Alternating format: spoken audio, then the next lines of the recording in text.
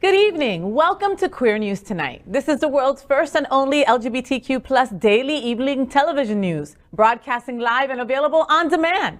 Available on all smart televisions, including Roku, Apple TV, Android TV, Amazon Fire TV, YouTube, and Facebook. It's time to queer up the news. It's Thursday, September 8th, 2022. We are live and literally out of the closet and into the headlines. So many of your important stories we're going to tell this evening on Queer News Tonight.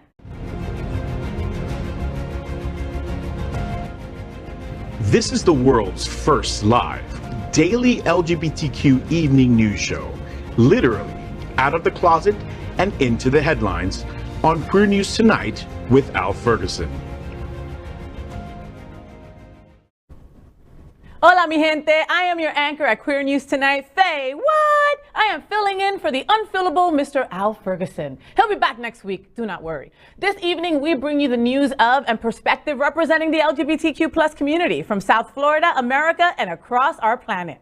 This is the world's first and only unedited live LGBTQ plus evening news show.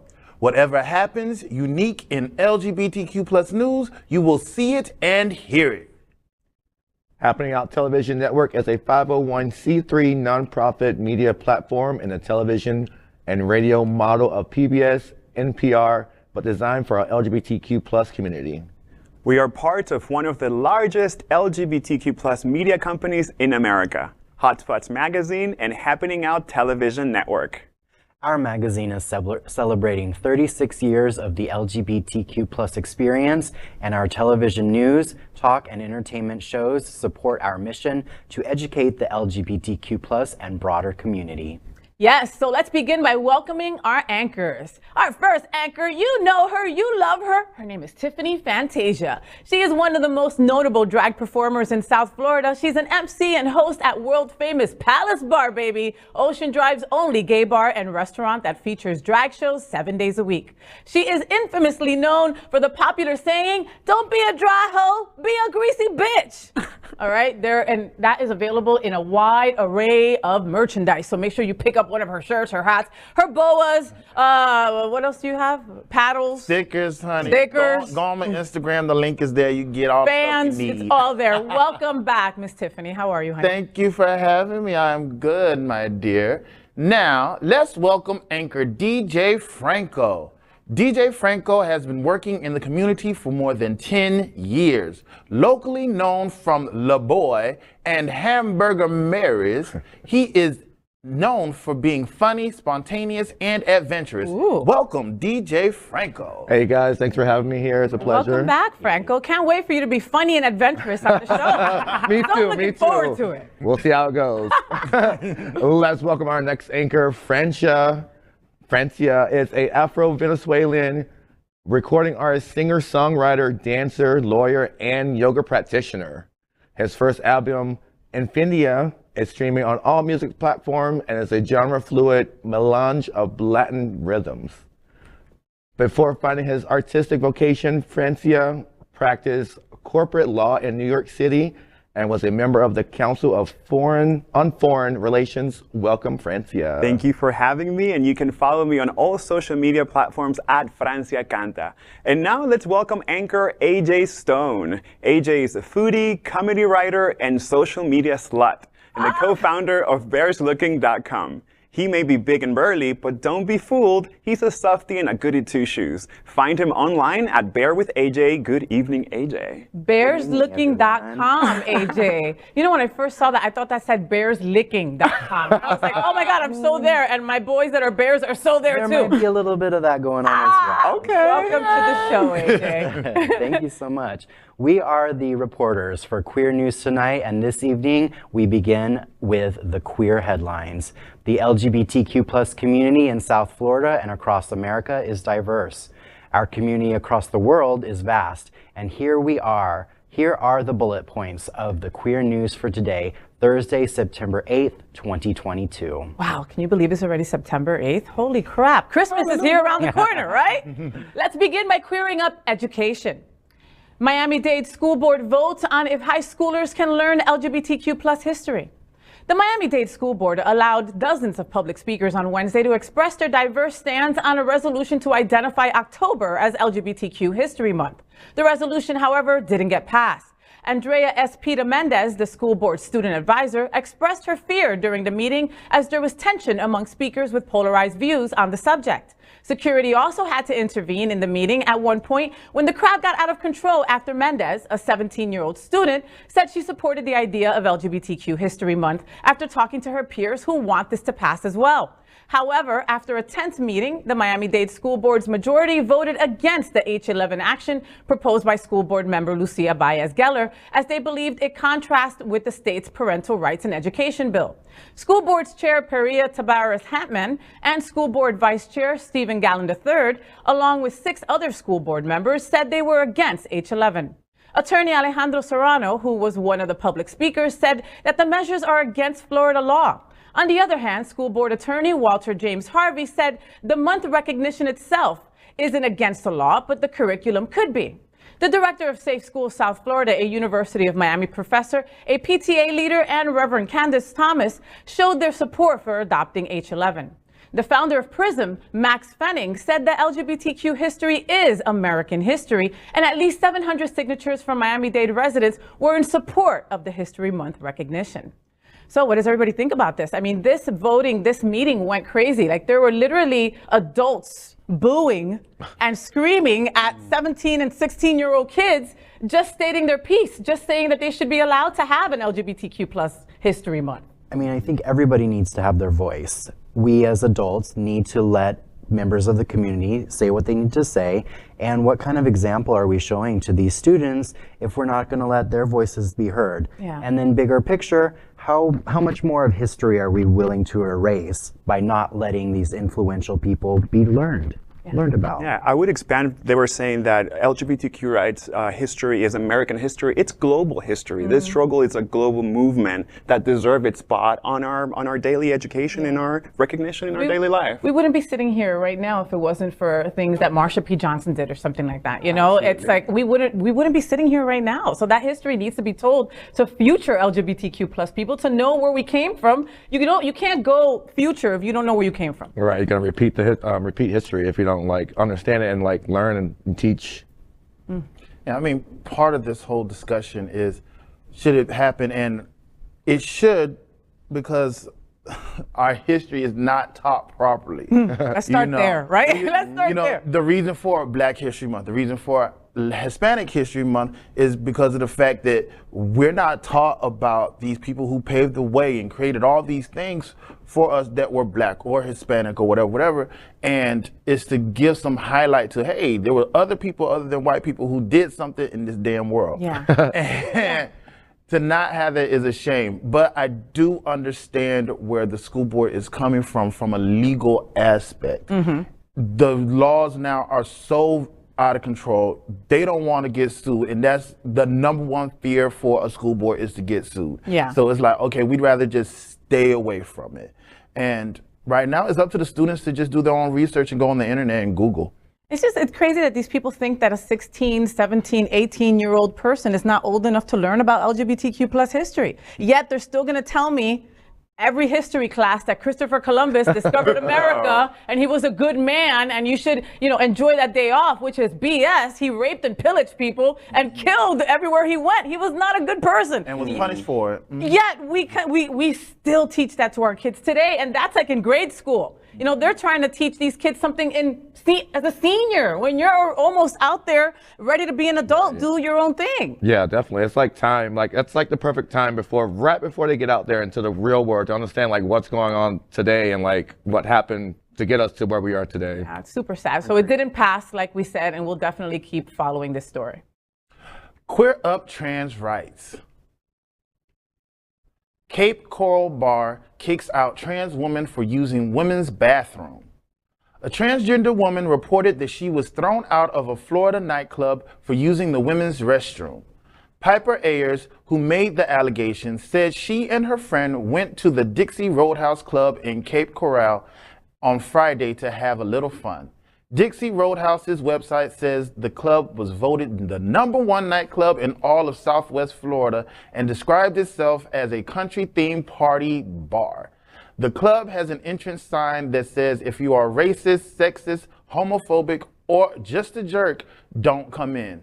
Piper Ayers said that despite such a reputation, she was confronted by security when she used the women's restroom.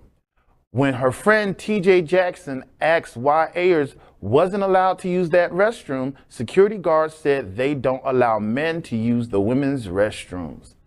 When she and her friend took the matter to the manager, he told Ayers to use the restroom that matched the gender listed on her ID. Ayers has not changed her gender on the ID yet. Sean Kelleher, a nightclub visitor, then intervened in the discussion and tried to explain the situation to club employees. The state public accommodation laws vary widely across the country in terms of prohibiting discrimination based on LGBTQ+ status. While most states have no official guidance on restroom access for transgender patrons, the National Center for Transgender Equality states that people who are denied access to restrooms based on their gender identities can file complaints with their state or local human rights agency. Whew, that's a lot. I hope she did, too. It's just the bathroom. It's not a big deal. She went to go to the toilet, do her thing, and be out. Yeah. It should not be a problem. If they are so inclusive like they claim they are, like their slogan says, they should have an all-gender restroom. You know, when you were reading this story, Tiff, I thought for sure this was somewhere in freaking Texas, right? Like, I was just like, oh, it's gotta be, right? And then you're like, Cape Coral. I'm like, bitch, that's up the street, right? Like, that literally is like an hour from here. You know, I can't believe that in this day and age, we're still fighting about this. We still did a story on a bathroom situation. Are you kidding me? Now, a couple of other points. The place is called Dixie Roadhouse, people. Let's start there. Discrimination all over it. They probably have a couple Confederate flags inside. Mama, you should not be going there. Okay, well, what now, about that sign then? You should be allowed because somebody else complained because they're trying to clean up their crap, AJ. I don't know why that stupid sign is out there. It's an illusion. It's an illusion. It's to distract you. Squirrel. You know, that's what it's there for. But this is a perfect example of the tension that comes with when you have an intention to be an ally, but when you don't walk the talk. Right? If you're going to be an ally, for all the allies that are out there, walk the talk, right? It's not just about announcing that you care about us, but when these stuff happen, raise your voice, stand up for us in the moment, and we invite you to be allies, but also showing up. Well, being an ally takes work as well. You know, I get it. You can just say, I'm an ally, got it. But talk to somebody, consult your LGBTQ people so you know what to say, you don't look stupid and you don't do the wrong thing. You know, we all had to learn as well. Yeah. And P.S. Country is one of the most racist music forms in the world. So to say you so all-inclusive is like, girl, really? You really want to talk about that? Country bar. It's named Dixie. I mean, I can go on here, Mama. Go somewhere else. Come down an hour. Come hang out with us at Wilton. Right. Go a little further. Go to South Beach. Be in Palace with Tiff. What are you doing? Go to Bambusa in Naples, honey. Somewhere else, girl. Shoot, bamboozled. All right. I don't know how. And they were named the top club. Right? In Southwest Florida, there's not a lot going on there, huh? Girl, there's only 30 people that go to the club anyway in Southwest Florida. And them people close up shop at 10:30. They go to bed, honey. We welcome you here and closer to us. For sure. All right, moving on. It is time to queer up gaming. Games Done Quick cancels charity gaming event in Florida due to COVID and anti-LGBTQ policies. Games Done Quick, which runs speed running marathons for charity, announced on Wednesday that next year's Awesome Games Done Quick will take place January 8th through 15, 2023, as decided. However, the wintertime event, which was previously held in Florida, will be conducted online due to the state's approach to COVID-19 and increased aggression towards LGBTQ people with the Don't Say Gay bill, and changes to the Medicaid coverage that blocks healthcare for transgender individuals. Games Done Quick organizers say that using an alternative venue would have incurred a contract cancellation fee, hence it's hosting AGDQ 2023 online. Games Done Quick says that it still has to recover considerably costs and will be looking to recover it from community support via Twitch subscribers. Game and volunteer submissions for Awesome Games Done Quick will be open on September 11th on the official website. So yeah, it's like, I understand the whole don't say gay bill and then like the COVID-19. I wouldn't want to come here either. Like, I won't have to deal with all the... We kind of live here. And, yeah, right. And all the most beautiful people are here, so that's why we want to be here. Now, let's talk about some gaming. I thought gaming was for sexless, sad nerds. No, but let me, Tiff, I'm saying I'm wrong. Okay. I'm saying I thought, okay? Have a problem. No, girl, I'm saying that I thought this way, okay? I was so freaking wrong, okay? There is so much money to be made. So much money to be made in gamers. And when gamers have that much money, they look sexier, so they must be having sex, all right? Well, so, you know what? And gaming is big business. Huge. Now. And how exciting that such a large force can be like, well, we're picking up and we're leaving. Yep. And its implications are being felt. Yeah. So it's, you know, we can force policy based on how business and how economy is affecting certain places. So hopefully people will get their act together and be like, oh shoot, we missed this big money opportunity. Exactly. We gotta fix some things and get them back. Mm-hmm. I'm actually surprised with this cancellation over the weekend. I went to the Urban Film Festival and I learned that Florida, because we're so lax with COVID restrictions, is becoming the home for a lot of production. So let's continue that so we can bring more business to our state. Yeah, but kudos to them also for saying, like, you know, like you said, AJ, that they were like, okay, we've already got this whole entire thing planned out, but we're gonna step back. I honestly believe that they're afraid of DeSantis. I don't think it's a COVID or it's an LGBTQ plus thing. I think it's a DeSantis thing and they're just afraid of it, you know? Yeah, I mean, I do have to commend them because historically, gaming is not so gay friendly. So for them to step out for their LGBTQ plus brothers and sisters is amazing. And I mean, kudos to them. I can't wait for the next one because I love streaming on YouTube. I see all the the Metroid races. Oh, it's so good. What's your favorite game? What's your favorite game? What to watch as far as speed racing is Super Metroid. Super Metroid. They go in, honey. I wish I could do that. And I can't do that. That's the part right there is when you wish you could do what they're doing. Folks at home, if you don't know what it is, I guess it's like speed runs, right? Speed runs, yeah. Okay. So they get through they use all the tricks of the trade to get through levels quick, and they beat their times and stuff. Like world records are like an hour and 30 minutes for a 3-hour game. What? Gamers, stay tuned. And now we're going to queer up trans rights. New UK Prime Minister Liz Truss wants to block trans reforms. Whistleblowers have told Vice World News that the new UK Prime Minister Liz Truss wants to, quote, pause or prevent, end quote, the gender recognition reform bill by the Scottish government that allows trans people to self-identify as male or female. Two government whistleblowers said Truss has asked lawyers for help to pause or prevent the Scottish government's gender recognition reform bill. Many LGBTQ organizations, trans people, and politicians have criticized the UK's existing gender recognition procedure as slow, unfair, and intrusive. While the PM office appears to have dropped the plans to reform gender recognition for the trans community, the Scottish government has come forward and published its plans to, quote, improve trans lives, end quote. However, the whistleblowers claim that the newly elected Conservative Party leader is trying to shut down the plans. One whistleblower expressed the concern that Scotland's great trans equality work will be undone when Liz Truss steps into number 10. The Government Equality Office, which takes care of all of government work concerning LGBTQ people for the UK, has confirmed that the PM's team is seeking, quote, seeking legal advice, working with Scottish counterparts and other stakeholders, end quote, to explore the implications of the bill. Scotland's present gender reform bill is expected to be effective by March 2023. Once the bill is approved, trans people in Scotland will be able to change the, quote, legal sex, end quote, of the birth certificate without the need for a medical diagnosis. And before I comment on this story, I want to send the people of the UK my condolences on behalf of the show for the passing of Queen Elizabeth II.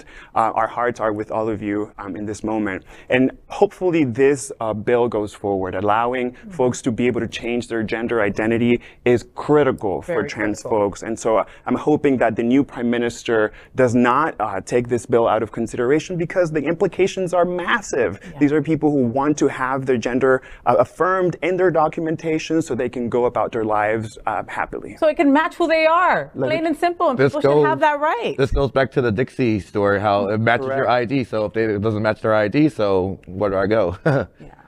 Yeah. I mean, I wonder why she's doing it, and I wish I had dug a little deeper into the bill, because I do have a concern about you being able to just change your gender without any medical anything. Mm-hmm. I mean, here in Florida, you need 2 years of therapy, which I think is excessive, but at least there's something saying this person truly does want to be. They put the commitment in. Not want to be, is truly transgender. Yes.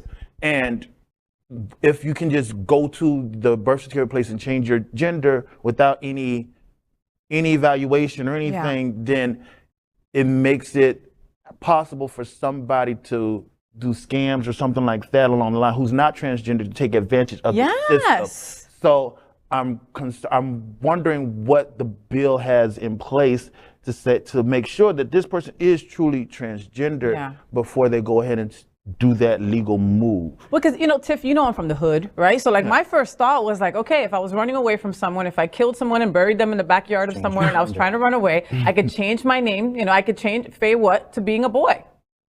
And you wouldn't be able to find my ass. Frank what? Frank what? Frank what?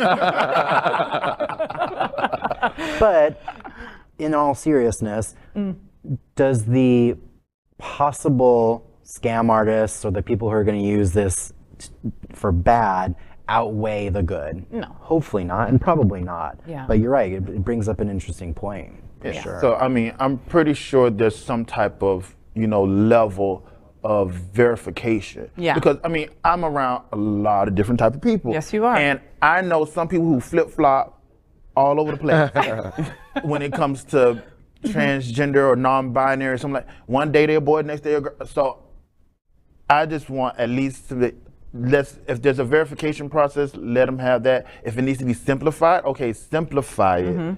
But not just a free-for-all. There has to be something there. Yeah, and I'm hoping that the bill is not a free-for-all. If it's not a free-for-all and it's just simplifying it, then let that thing pass. Let it pass and that's it. Yeah. Sure. Yeah. Well, let's go ahead and queer up trans rights. Florida being sued for excluding trans care from Medicaid. When we'll watch this video. Today, Lambda Legal, along with our partners Southern Legal Counsel, the Florida Health Justice Project, the National Health Law Program, and the law firm of Pillsbury, Winthrop, Shaw, and Pittman, announced that we are filing a complaint in federal court in Florida against the Florida Agency for Healthcare Administration, which recently announced its plans to remove from Medicaid coverage in the state of Florida all gender-affirming medical care for transgender youth and adults. This lawsuit is incredibly important and says to the state of Florida that this kind of discrimination is not tolerated under the Constitution. We're also sending a message to transgender Floridians writ large that we are here for you and we support your right to access the same kinds of coverage under Medicaid as non-transgender beneficiaries. It is an incredibly important step, and we plan to litigate this case to a successful conclusion, which, from our view, is the removal of this discriminatory exclusion in the state of Florida Medicaid plan. A new federal lawsuit challenges the state of Florida's effort to block gender-affirming health care for the transgender community from its state Medicaid program. The lawsuit calls the rule illegal, discriminatory, and, quote, dangerous governmental action, end quote. A coalition of legal groups has filed this lawsuit on behalf of 4 Florida Medicaid recipients who are either transgender or parents of transgender youth and reside in the Northern District of Florida. Around 5 million Floridians, which are nearly a quarter of the state's residents, are depending on the state's taxpayer-funded Medicaid program. More than half of the children in the state are covered by Medicaid, and most adult recipients are either low-income parents or people with disabilities. For years, this program has covered the cost of gender-affirming healthcare, including hormone prescriptions and surgeries for the transgender community. It is estimated that around 9,000 transgender people in Florida are presently using Medicaid for their treatments. However, in June, Florida's Medicaid regulator issued a report claiming that health care for the gender dysphoria is, quote, experimental and investigational, end quote, and studies showing benefits to mental health are of very low quality and based on unreliable methods. This report is criticized by medical experts. Well, I'm hoping that we're going to have to leave it up to the doctors. If someone comes in that needs help, those doctors are going to have to rely on their Hippocratic oath and help these patients. But they're not. They're not going to, because they're going to be afraid that they're going to lose their license. Here in Florida, DeSantis is going after doctors and nurses and all of them. We're like, yeah, okay, yeah, go help them. Go help the trans community, and I'll take your damn license. It's like a lawsuit waiting to happen with DeSantis. Yeah, I mean, you don't care. Yeah. You got money. You know how many lawsuits are being thrown at him? I mean, seriously. But it's not a theoretical group of people that will be affected. These are 9,000 people within the transgender community that depend on these benefits for their gender-affirming care. These are 9,000 people in the state of Florida. So it's a shame that we're not actually taking into consideration these lives. Well, and think about it. Who needs Medicare the most? Black and brown people that are broke. That's who you're going after. Yep. That's who you're taking the help away from. These children that know who they are instinctively. They can tell you. They don't know how to get to the nearest 7-Eleven, but they know their gender doesn't match what they look like, and they need help with it. And there are these parents that are there to help you and support you, and now they can't get the care that their child so desperately wants. And that study is completely bogus. I mean, any person that I know who's transgender, who takes the medicine and stuff to do gender affirming, is in a much better headspace because of it. And to wipe that away from them, you are messing with them mentally. They're going to go through underground and unsafe methods to get the stuff, and which and a lot of times put them in bad spaces mentally because the stuff, they're not taking the right dosages because they're doing underground stuff. So this is going to be more damaging than anything. Well, and the people and the kids that can't get it, right? The Trevor Project tells us every single year that LGBTQ plus folks are 4 times, more subjected to thinking about ending their lives. So imagine a kid that has already started these hormones or these meds, and all of a sudden, no, you can't. You have to stop. Yeah, that's damaging. The trans community here is in good hands with the team from Lambda Legal. They're going to do a great job, hopefully, in this lawsuit, and let's get this rights back to the trans community that needs it. Next, we are proud of our special partnership with Sunshine Cathedral, the world's largest queer church here in Fort Lauderdale. Supporting that partnership, we are broadcasting from our permanent set here at Sunshine Cathedral at the Happening Out television studios. We broadcast Sunshine Cathedral's Sunday International Service at 10:30 a.m. with more than 30,000 watching every week.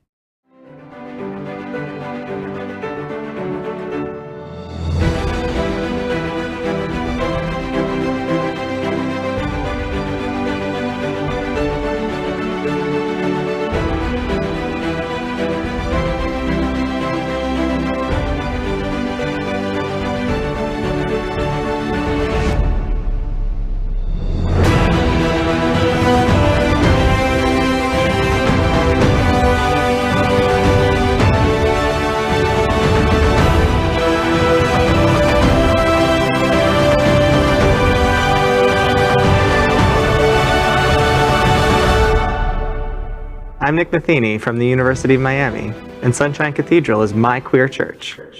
Oh, you a cutie. I don't know who you are, but you're super cute. All right, we finished tonight's queer news headlines. You put me in this chair, it don't mean I turn into Al Ferguson. I still am who I am. I thought you was a lesbian. I am. It don't mean I don't got eyes, Tiffany. He's cute. You was all into that filter. Well, I mean, I'm not trying to get him naked or anything. I was just saying he was pretty. He was very cute. All right. We finished tonight's queer news headlines with a segment that we call LGBTQ plus 1 minute news. LGBTQ plus 1 minute news. Let's queer up courts. From LGBTQ plus news partner, the Washington Blade, U.S. Appeals Court unanimously upholds Washington State's conversion therapy ban. A 3-judge panel on the 9th Circuit has affirmed with all consensus that Washington state law protecting minors from conversion therapy is constitutional. The Ninth Circuit stated that based on the body of evidence it has accompanied by the medical recommendations of expert organizations, the Washington legislature act rationally by amending its regular scheme and adding performing conversion therapy on a patient under age 18 to the list of unprofessional conduct for the health professions. Washington and 20 other states have restricted licensed mental health professionals from subjecting minors to conversion therapy. The Ninth and Third Circuits Federal District Court in Maryland, Florida, and Illinois uphold these laws. Find more at www.washingtonblade.com. LGBTQ plus 1 minute news, let's queer up entertainment. From LGBTQ plus partner Pride.com and writer Bernardo Sim, Euphoria star Hunter Schafer responds to being called transphobic. Hunter Schafer was recently in the headlines for liking a social media post that was perceived as transmedicalist. There we go. New word today, transmedicalist. The idea states that a person must experience gender dysphoria and go through medical treatment during their transition to be considered transgender. Many fans were disappointed by Schafer's actions. However, the actress didn't react to the discourse immediately.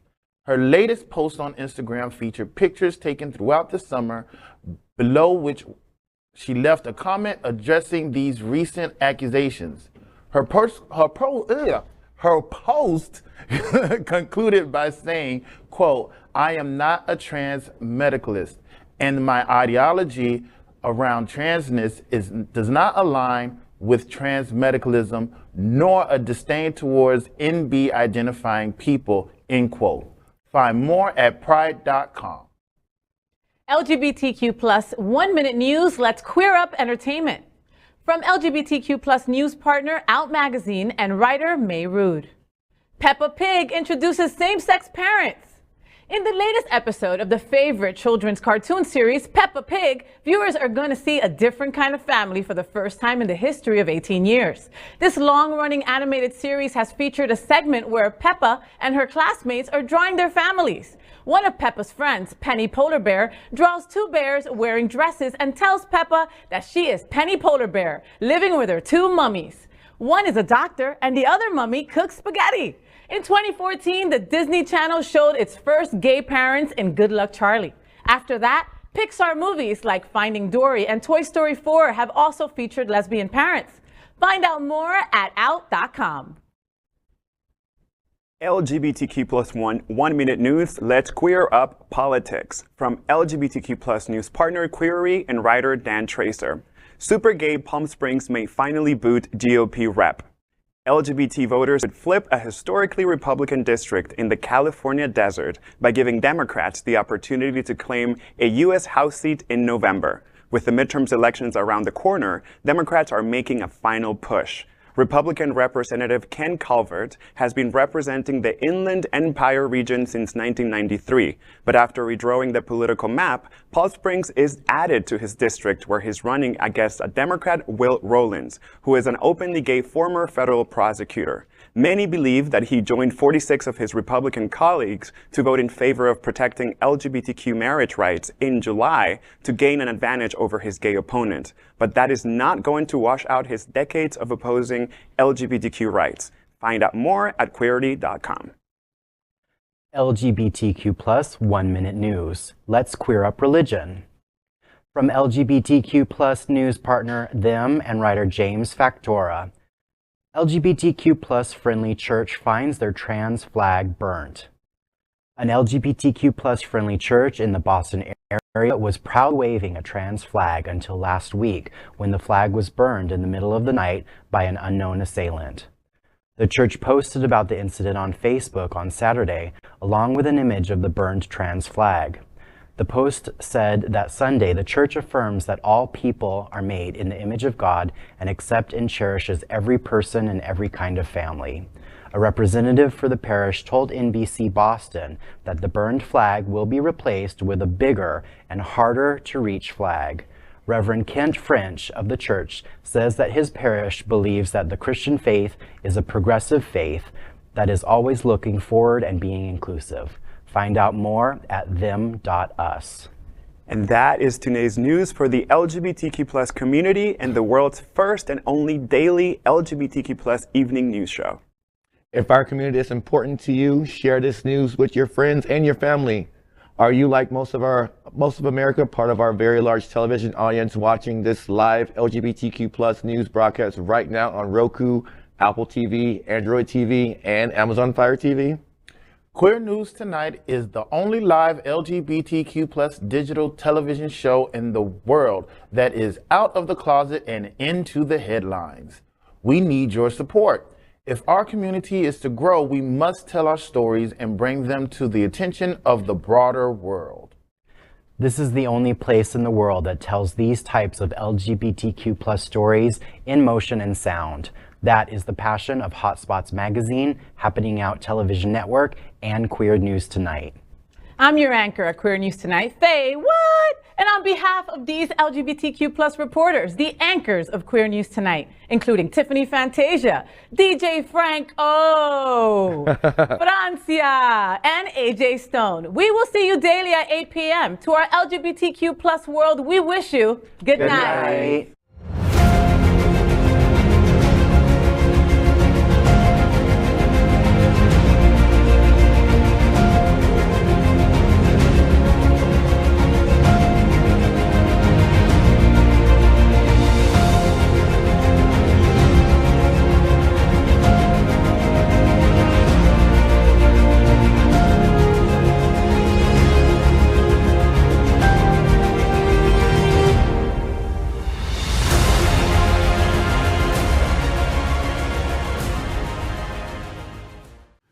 LGBTQ+ news is vital for our community and for the broader world as a whole. We have enough enemies at Fox News. Tucker, Sean, and Laura are loud. We need passionate allies. Happening Out Television Network, Queer News Tonight, and It's Happening Out are literally out of the closet and into the headlines. Our community needs your support. Like this broadcast and subscribe now to ensure